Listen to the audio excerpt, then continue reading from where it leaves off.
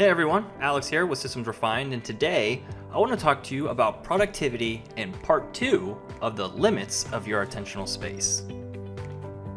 First, I just want to recap on the last video. I know I mentioned that multitasking is a scam. Well, it's not really, but that's because it depends on the type of task that you are doing. I also talked about attentional space, which is the amount of mental capacity we have available to focus on and process things in the moment. So we are able to multitask actually surprisingly well, but probably differently than what you think. So we can't carry on two full-on conversations at the same time, but we can walk, breathe, chew bubble gum at the same time. I mean, that is technically multitasking. But you can, however, also listen to an audiobook while walking, breathing, and chewing bubble gum. It's those habitual tasks that don't require much of your attention that allow you to multitask. Habits take up very little attentional space because they take little thought once we get them going. It may require some attention to initiate those tasks, but once we begin the behavior, the rest of the process takes care of itself. But there is a tipping point. Doing too many habitual tasks can overload your attentional space. So what the heck am I getting at here? The number of habitual tasks we can fit into our attentional space is much higher than the number of demanding ones. So what are those demanding tasks? It's reading a book, or having a deep conversation with your spouse, or maybe your coworker, preparing a progress report for your boss, or cooking a new meal. Maybe not for some of you, but especially for someone like me who cannot cook and can manage to burn water.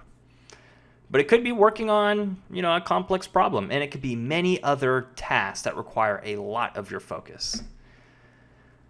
Unlike habitual tasks, we are not able to fit two demanding tasks into our attentional space at the same time without the quality and productivity of the work going down significantly.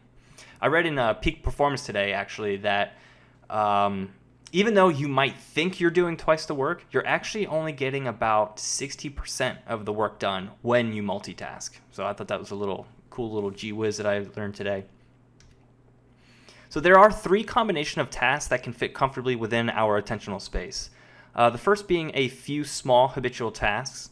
The second is a task that requires most of our focus, as well as a habitual task. And the third being one complex task.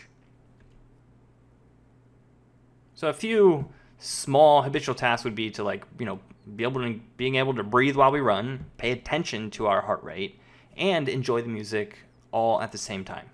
Easy peasy.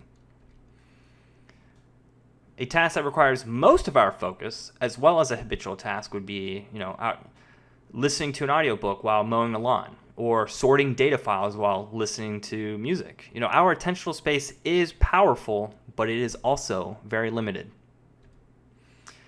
Now, the one complex task, so the more time and attention you spend on these tasks, the more productive you become.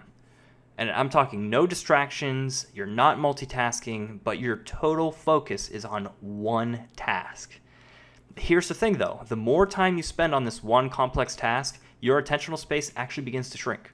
So your mind can begin to wander if you don't take regular breaks. I'm sure there's been a day where you've spent so much time on one task, but by the end of the day, there wasn't much progress being made anymore. It's because you need to take breaks, or you risk falling into attention overload. So next week, I'll go over what attention overload is. And I really hope you enjoyed this video and you're beginning to see how your attentional space has a limit. I hope you found this video valuable, and if you did, go ahead and click on that like button and click on subscribe to see more of my weekly productivity videos.